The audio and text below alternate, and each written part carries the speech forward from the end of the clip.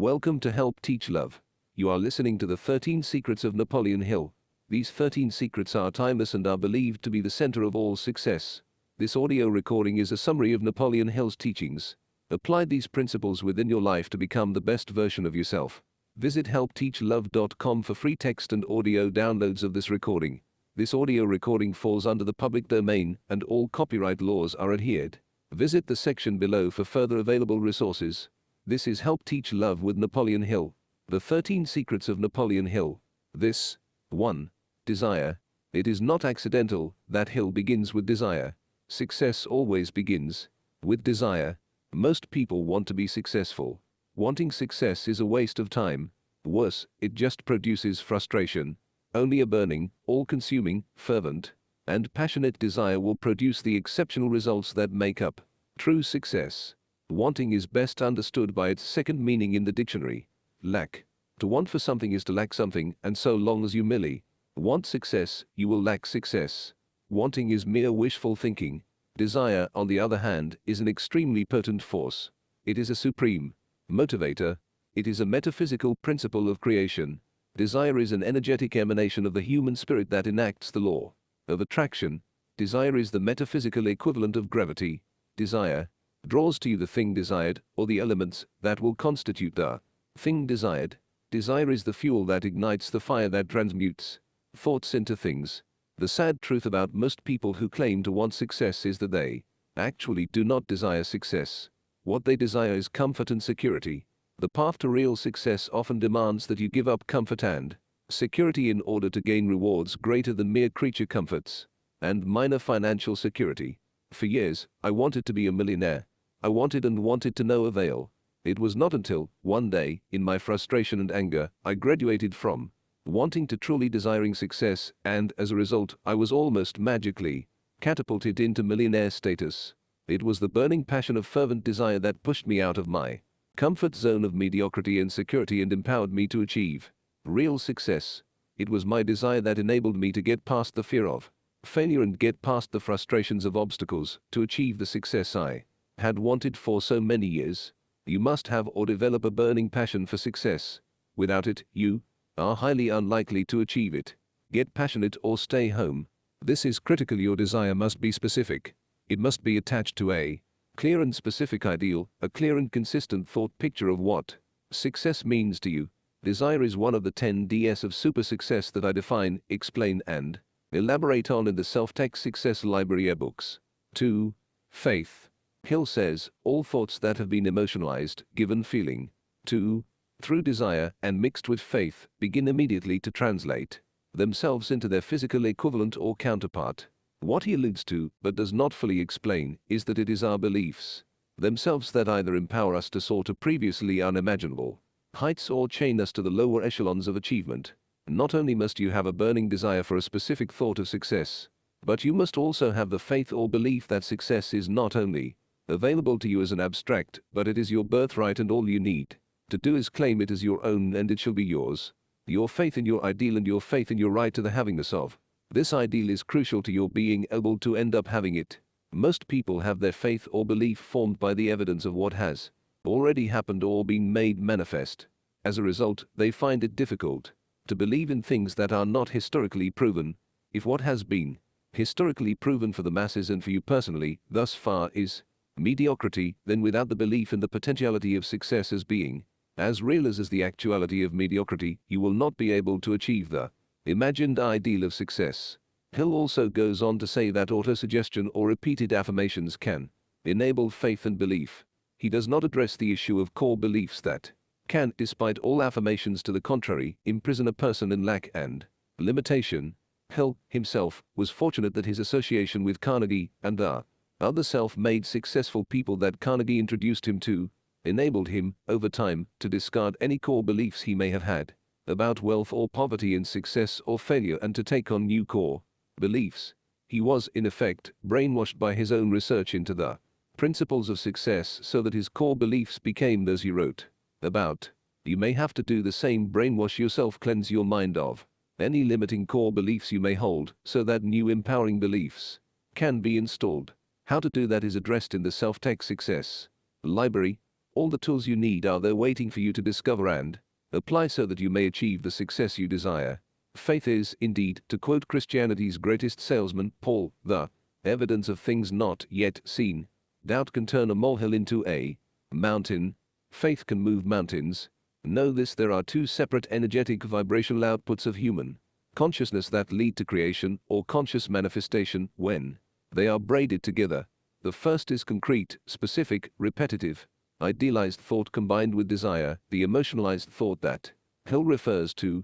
The second is firm, profound belief in the actuality of an ideal combined with intentionality of behavior. Have faith. It shall come to pass. You must have both electromagnetic braids of consciousness happening at the same time. 3. Thought plus desire. Faith plus intent. This whole process of manifestation is explained in the ebook Creating and Living a Super Successful Life. 3. Autosuggestion. Hill emphasizes in this chapter, for the second time in the book, the crucial importance of having clearly defined written goals that are repeated, preferably out loud to oneself throughout the day. Now he goes further and states that it is very important to affirm one's goals and ideals at some quiet time, such as just before falling asleep. He may have been unfamiliar with meditation techniques or may have been reluctant to encourage the use in a time when such things were seen as a part of Eastern mysticism and as being out of sync with his obvious Christian beliefs. Here is why the quiet time is ideal for autosuggestion or affirmation. When you intentionally think about, repeat and affirm your ideals, you are planting the seeds that will grow to bear fruit. When your mind is busy with all kinds of distracting thoughts, or worse, non-contributory or negative thoughts, you are planting your seeds amongst an abundance of weeds. When your mind is still and focused, you are, in effect, preparing fresh and fertile, weed-free ground in which to plant your thought seeds. In addition to preparing the ideal mental ground to plant your thought seeds, meditation also stills your mind so that intuition can be accessed, insight can be attained, and your connectivity to the absolute can be ascertained. Since all creativity springs from the potentiality of the infinite and absolute, it only makes practical sense to become as intimate with the infinite as you can manage. Meditation is the well-worn and proven method of achieving this intimacy. Repeated affirmation of ideals and goals is highly effective. It is even more effective when done in a meditative state. It is even more effective when you use insight, obtained through meditation and contemplation of self, to come to know and consciously choose which core beliefs you will hold, discard, or take on. You are fortunate beyond measure in comparison to those who lived when Hill originally wrote Think and Grow Rich. Not only is the ignorance of and prejudice against meditation almost gone from the educated people of today, there are now several advanced techniques enabled by scientific understanding and application of brainwave states and their relationship to mental activity. We have all been, in a sense, brainwashed by our parents, our teachers, and our societal groupthink to hold certain expectations and certain beliefs. Choosing to enact what Hill calls autosuggestion and affirmation is choosing to do your own intentional brainwashing, or what Leary, Battison, Lilly and others have called metaprogramming your own bio-4 computer in order to program yourself for success. Hill proposed writing down your ideals and goals on 3x5 cards and carrying them with you. I support this. There is something magical in writing, not typing. Today, however, you can also record your goals, ideals and affirmations into MP3 files and listen to them while driving, walking, or standing in line at the bank to deposit your developing wealth. Your own voice, repeating over and over again your affirmations of your ideals and goals, will implant these into your subconscious tape loop that runs in the background 24/7. 4. Specialized knowledge. In this chapter of Think and Grow Rich, Napoleon Hill goes to great lengths to make the distinction between generalized knowledge and specialized knowledge, and between formal education and practical information. By citing examples of the lives of certain individuals in an offhand manner, Hill alludes to the most important thing about knowledge. Here it is plainly spoken: knowledge, by and of itself, has little, if any, value. You may find that shocking, or, at least, contrary to everything you've been taught, but it is true. Knowledge only becomes valuable in its application. You may have heard that knowledge is power. Wrong. It is applied knowledge that begets power, wealth, and the advancement of humanity. The secret is in the application, not in the knowledge itself. For years, I considered myself to be highly educated about success. I Woefully ignored the evidence of my own lack of success, considering it a temporary aberration. Once I really got that it is the application, not the possession, of knowledge that produces results, I went from average to highly successful in a matter of months. To quote one of the wisest of teachers, Confucius, the essence of knowledge is having it to apply it, not having it to confess your ignorance. Hill does point out in the first paragraph of this chapter that although universities possess perhaps all of the aggregate knowledge of humankind, professors, for the most part, although surrounded by all this knowledge and though very knowledgeable, have themselves little or no money, while many people of little formal education go on to produce great wealth and great material advancements for all humanity. He also alludes to, but does not spell out plainly, that the very best form of specialized knowledge that a person who desires success and wealth can obtain is the knowledge of how to become successful. How sad it is to teach our children to aspire to success, but not teach them how to get it.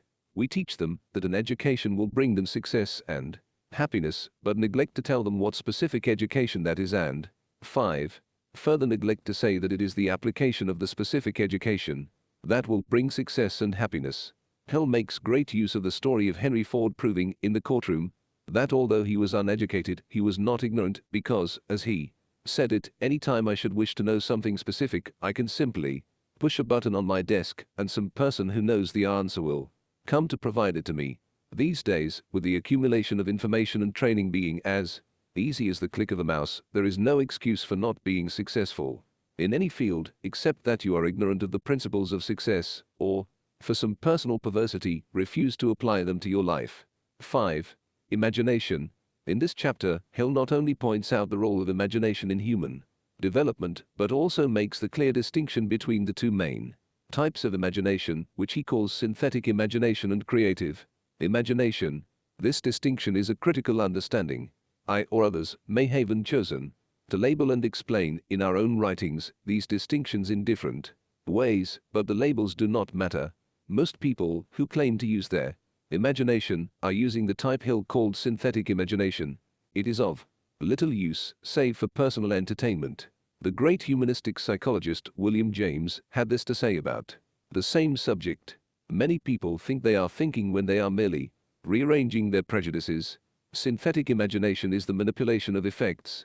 Creative imagination is causal that creates effects. All things, from the invention of writing to the invention of the internet, came about because of the use of creative imagination. Synthetic imagination merely, at best, can improve upon what already exists. The bringing of new things into existence requires the use of creative imagination. The creation of wealth can be obtained, with diligence, through the informed and practical use of synthetic imagination, e.g. creating a better mousetrap, but most wealth and most advancement in human technology comes about through the use of creative imagination. Succinctly put, your imagination is the workshop in which you, mostly, without conscious recognition, create the results that show up in your life. What you hold as an image in your mind is what shows up in your life. If what you are imagining is simply a rehash of what has already occurred, or been created by others, then your results shall be limited to what has been, not what can be. The sad thing that we inflict upon our children and ourselves is the dampening of imagination. It is only in your 6. Imagination is the common refrain. We neglect, tell them, or reinforce that all great and wonderful things that exist in our world had their genesis only in imagination. What is not recognized, honored, and amplified is that it is the dreamers, the imaginers, who go on to produce the new, the wonderful, the unique advancements that end up creating not only personal wealth, but greater wealth and well-being for all humankind. Know this: that which you imagine, expect, and visualize in your internal world is that which gets produced in your external world. This is now been proven by the science of quantum mechanics, as has been so expertly described by the scientific genius David Bohm. The explicate, or external physical reality, is not only best understood by, but is brought into being by, the implicate, or internal reality, of pure consciousness and its imaginings of what is and what can be. 6. Organized planning. This, in my opinion, is the weakest chapter of Hill's book. He speaks of the need for organized planning, but skirts around the issue, instead offering suggestions about how to get a job and writes some useless paragraphs, extolling the American way, which, in any case, no longer exists as he describes it. Every noteworthy or great accomplishment came about because there was a plan. What Hill should have done and does do in other chapters is point out the need to have concrete written goals that are in harmony with one's chosen purpose and or ideals. Goals are not vague aspirations like, I want to be rich. They are concrete, defined steps in the fulfillment of your personal vision or purpose. They are a specific plan. I am always amazed by how many people continue to refuse through laziness or a lack of belief in the necessity to have clear, concise, written goals, despite being presented again and again with the evidence that those who do have written goals succeed and those who do not do not. There have been many studies about the effectiveness of having written goals. They invariably show the same results. 95% of people who have and daily refer to written goals end up accomplishing them.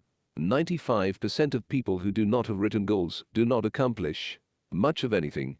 If you can read this paragraph and not have begun the process of having written goals by the time you go to bed tonight, you should know that you are choosing failure. Businesses that succeed have a business plan. The business of life also requires a plan. 7. When you have a plan, you know what you are about, you know when you are on or off track, you can measure your progress, you can tell others who might enroll in your vision what it is that needs doing, you can provide leadership to all those who enroll in your plan, and most. 7. Decision. Decision is another one of the 10 Ds of super success that I describe in the library. Napoleon Hill says this analysis of several hundred people who had accumulated fortunes well beyond the $1 million mark disclosed the fact that every one of them had the habit of reaching decisions promptly and changing these decisions slowly if and when they were changed at all. People who fail to accumulate money without exception have the habit of reaching decisions, if at all, very slowly and of changing these decisions quickly and often. Another Napoleon Bonaparte says this: nothing is more difficult and therefore more precious than to be able to decide. The ability to make clear, firm, resolute decisions is as precious a gift as life itself. It is what enables human beings to take control of their lives, to rise above chance and circumstance, and to chart a destiny. Those who fail to make conscious choices may as well not have any free will, for they squander the gift of decisiveness. The successful and happy human being is the one in whom choice is intentional and purposeful. Decision produces results. It can also be said that the failure to decide is in itself a decision to let your life be governed by event and circumstance. Decision can be called choice by design. Lack of decisiveness is choice by default. It is also a choice. It is the decision to choose unhappiness, mediocrity and commonality. There is no more miserable human being than one in whom nothing is habitual but indecision. William James. Those who make decisions are the masters of their fate. Those who don't are the servants of fate. Those who decide to become, to enact and to have, according to their own design, are assisted by the laws of creation. There is enormous power unleashed by a simple decision. Once you make a decision, the universe conspires to make it happen. Ralph Waldo Emerson. 8. Unfortunately, many people miss the importance of the last phrase in Napoleon Hill's first sentence in the second paragraph above, and they treat their decisions like men treat a TV remote control, constantly changing from one expectation to another. Decisions should be firm, as in the following example. I resolve this date of day, month, year underscore underscore underscore underscore underscore underscore underscore underscore underscore underscore underscore underscore underscore underscore underscore underscore to do such and to stay the course until it is done. Which brings us to Hill's eighth secret of success: persistence. 8. Persistence. On almost every page of my Prosperity Paradigm magazine, you will find a very succinct formula that I like to shorten to P3 equals P. It is this: purpose plus passion plus persistence equals prosperity. Hill says this persistence is an essential factor in transmuting desire into its monetary equivalent. He goes on to explain that desire, passion plus the power of will, persistence, make an irresistible pair and almost always end up producing wealth. The long attention span, combined with determination, is an attribute shared by all successful people. These days most people don't have the attention span of an ant. They channel surf. Their opinions change from day to day. They cannot read anything longer than a USA Today article. They move from fad to fad. They change from one business opportunity to the next without ever waiting for their work to bear fruit. Thomas Edison commented that 90% of people quit 90% of the way to accomplishing their goals. These days it is 99% who quit a mere 20% of the way. Those who persist win. Those who do not lose. That is as true today as it was 60 years ago when Hill wrote Think and Grow Rich. It seems that the only thing that most people have the capacity to persist with is their bad habits of thinking and believing. Despite the overwhelming evidence that the way they think and what they believe is not producing the results they desire, they persist in hanging on to what does not work. Define your ideals, plan their enactment and persist in your plan and you will produce results. Desire and faith, belief, are the fuel that produces persistence. Persistence turns stumbling blocks into stepping stones on your pathway to success. The many perceive a molehill as an insurmountable mountain blocking their path. The few choose to see a mountain in their path as an opportunity to gain a vaster perspective of their pathway forward. It is simply a matter of attitude. Purpose plus passion plus persistence equals prosperity. Calvin Coolidge said it clearly. Nothing in the world can take the place of persistence. Talent will not. Nothing is more common than unsuccessful men with 9 talent. Genius will not. Unrewarded genius is almost a proverb. Education will not. The world is full of educated derelicts. Persistence and determination alone are omnipotent.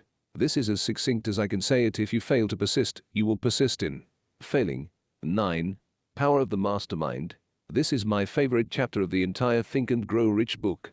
Not just because Hill stresses the importance of having a mastermind group of like-minded people, but also because he clearly explains the value of specific knowledge and that power is derived only from the direct and purposeful application of knowledge. The importance of brainstorming with like-minded individuals cannot be overstated. Work groups, executive teams, board members are all the direct recognition that the collective power of several minds working and planning together can accomplish much more than one mind alone. 2 or more minds working in harmony produce a synergistic energy that weaves a concrete reality out of purpose, vision and determination. Harmony is not just some nice feel-good environment. All creation is comprised of vibration. Harmonious vibrations are creative. Discordant vibrations are destructive. When you intentionally place yourself into a harmonious position, you are acting in concert with the natural laws of universal creation. The people you hang around with are a part of your mastermind team. Pay close attention to the quality of thinking that your associates have. Most people prefer to hang out with those who do not challenge them. It is more comfortable. What do you, your friends and associates talk about? Below average people talk about other people, read People magazine, and in so doing, affirm that the activities and successes of other people are more real and more valuable than their own. Average people talk about things, events and circumstances, watch the nightly network, nightmare news and in so doing, affirm that the conditions of the world control their success. Above average people talk about ideas and concepts, read good books, and in so doing, affirm that their own success is dependent upon learning and applying the right ideas. Super successful people talk about their own ideals and visions, communicate about them with other super successful people, and in so doing, affirm that their success derives from their personal power to think, desire, believe and act with intent/purpose. If you had the opportunity to have a group of super successful people as your personal advisors, coaching you to become all that you were capable 10 of becoming and mentoring you to achieve the fulfillment of your potential, would you take it? Would you follow the advice of the people who have achieved huge levels of success, personal fulfillment and happiness in place of those who are mired in mediocrity? Would you like to have self-made millionaires on your mastermind team? If the answer is yes, then obtain the Self-Tech Success Library and information from other proven success coaches like Napoleon Hill, Randy Gage and Harvey K. Study the specific knowledge of success and apply it to your life and you will succeed. 10. Transmutation. Boy, I had a tough time with this chapter when I first read the book in my youth. I honestly thought that, although I recognized there to be a link between creativity and sexuality, it was mostly some old man's rationalization for waning sexual vitality. It was not until I studied Kundalini, the chakras and began to understand the true vibratory nature of creation that it became clear that what Hill was talking about was a prime metaphysical understanding about creative energy and how to utilize it. It was also, as he predicted, not until I had passed my 40th birthday that I actually began to clue into what he was talking about. We have, culturally, so many moralistic assumptions and beliefs about sexual energy that we prevent ourselves from fully understanding what it is and what it is capable of. The whole subject is so complex that several books could be and have been written about the subject without fully explaining it. Many women today may understandably be put off by Hill's seemingly sexist attitude. However, it is a huge mistake to miss the vital importance of Hill's message in this chapter by dismissing his supposed prejudice through some prejudice of one's own. First, it should be understood that he was immersed in the culture of his times.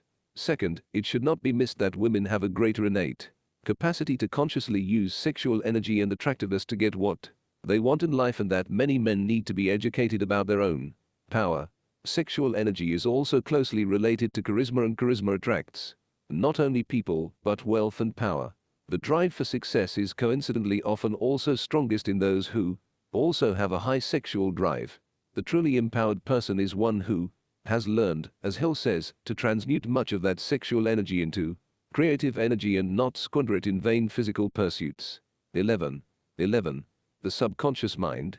It is quite clear to any reader of this chapter who has also read Hahnel's The Master Key that Hill draws heavily on that earlier work to formulate his thoughts for this chapter. It was Hahnel, not Hill, who gave me my personal aha moment about the real nature of success and its source as being within the mind rather than in the external world. It was Hahnel that helped me become an overnight successes and self-made millionaire. My modernized version of The Master Key is one of the 17 ebooks that make up the Self-Tech Success Library. It is essential reading for anyone who truly desires to become a successful conscious creator. Most people have little understanding of the workings of their conscious mind and even less understanding of the workings of their subconscious mind. Here are the essential understandings you need to acquire. It is the subconscious mind, not the conscious mind, that exerts the most control over your beliefs, thoughts and actions, and thus your results. The subconscious can, however, be consciously programmed and controlled by the conscious mind. The subconscious mind is the source of insight, intuition, imagination and creativity. The subconscious mind is also your direct link to the collective subconsciousness of humanity, which also has a greater influence on your beliefs, thoughts and actions than does your conscious mind. The subconscious mind is also your direct link to universal consciousness, which is the source of all power and creativity. Your subconscious mind is accessible only when you learn how to still the hyperactivity of the conscious mind. Meditation techniques are the best way to accomplish this control. To learn precisely, as I did, the makeup and use of the subconscious mind and a step-by-step cumulative program on how to put it to its maximum benefit, order your copy of Volume 2 of the Self-Tech Success Library, which contains the Master Key and more material that will awaken you to your power and potential and allow you to finally have the results you've been striving to attain. 12. The brain. Hill can be forgiven, I think, for mixing brain and mind together as if they were one and the same thing. Most people still do the same thing. However, simply because mind is evident in brain does not mean that one is the other any more than a glass should be confused with the water it contains. 12. The attributes of the brain are quite simple. It is a mass of biological material that permits electrochemical activity. The attributes of the mind are quite a bit more complex. Hill also shows, once again, his limited knowledge of brain/mind activities and meditation techniques here. He refers again the increased frequency of the mind/brain when creativity is engaged. Although there is some truth to the idea that brainwave activity spikes momentarily during periods of intense creativity, it is now pretty well understood that creativity, insight, intuition, and the so-called super-learning state come about when brainwave activity is reduced, not increased, from the normal beta frequencies of 15 to 75 cycles per second, CPS, to the alpha state frequencies of between 7 to 14 CPS. It is through the deliberate slowing down of the activities of the conscious mind that the subconscious attributes of mind can be accessed. Deeper, meditative states like theta, which exhibits brainwave activity of between 4 to 6 CPS, provide access to even deeper subconscious attributes of mind and to the collective subconsciousness of humanity. Deeper still is the delta state of 1/2 to 4 CPS, wherein the infinite universal intelligence can be both perceived and accessed. So, contrary to popular misconception, it is not increased brain activity that produces great ideas or the resulting wealth. It is in reducing and consciously controlling the specific activities of mind, i.e. thought, that produces inspiration, insight and wealth. It is now understood that the average human has about 60,000 thoughts per day. 99% of these are non-productive, non-contributory, random, subconscious noise. The few who learn how to examine and exert control over the thoughts that they allow to pass through mind are the ones who attain, achieve and accomplish so much more than their fellows. It is not the general increased vibration of mental activity as described by Hill, but the increased frequency of specific, consciously chosen thoughts. 13. The sixth sense. This chapter is so profound that I hesitate to even comment on it. Long before people began channeling discarnate entities for their wisdom, Napoleon Hill was having full cabinet meetings in his imagination with men, many long dead, that he considered to be the wise ones. At one point he stopped, fearful that his imaginary meetings were becoming more real than everyday reality. His imaginary mastermind mentors came to him to demand he continue his work or perish for refusing to fulfill his destiny. And so he did. And what a great work it has proven to be. Much of the wealth of the last half of the 20th century came about because of the actions taken by men and women who were directly inspired by Napoleon Hill and Think and Grow Rich to create not only their own great personal wealth, but an increase in wealth and well. 13. Being for all humanity.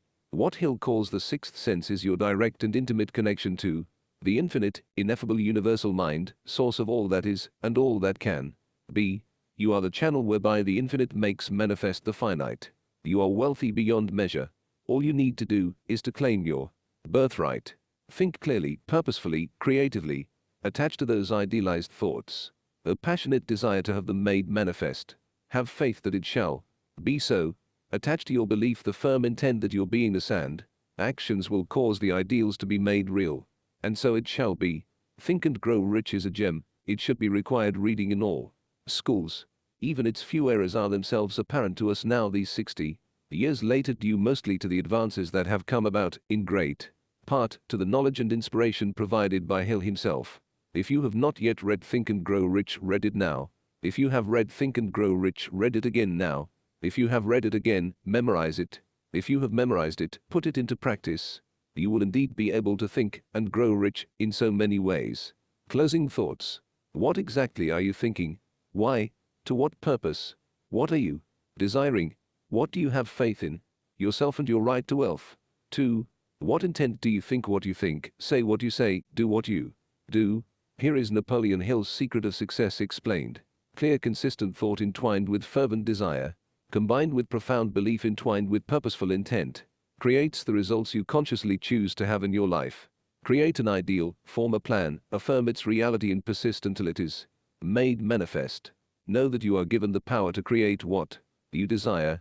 Then, just do it. The following quotes are timeless. Remember these. Write these down. Become the best version of yourself. What you think about, you bring about. Anonymous. The greatest discovery of my generation is that a human being can alter his life by altering his attitudes of mind. William James. The world we have created is a product of our thinking.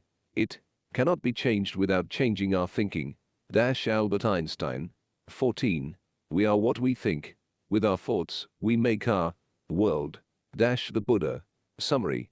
Do you want wealth? Get the wealth consciousness. Charles Haanel. Successful men and women become successful because they acquire the habit of thinking in terms of success. Napoleon Hill. Anything the mind of man can conceive and believe, it can achieve. Napoleon Hill. Think and Grow Rich. Napoleon Hill. Hill's closing warning, and I shall make it mine, as well. Fear is the great destroyer. Banish fear from your life. It does not serve you in any way. Go forward in faith, faith that you have destiny to fulfill. Fear not.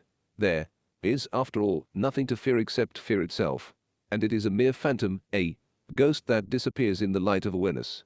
Please feel free to pass this ebook, or the link to it, on to your loved ones and any who you feel might be ready for Napoleon Hill's timeless inspirational and motivational message. The summary of this ebook is provided to you from the Help Teach Love Foundation. If you want more in-depth information about the true science of success, please visit the Self-Tech Success Library. Apply the secrets.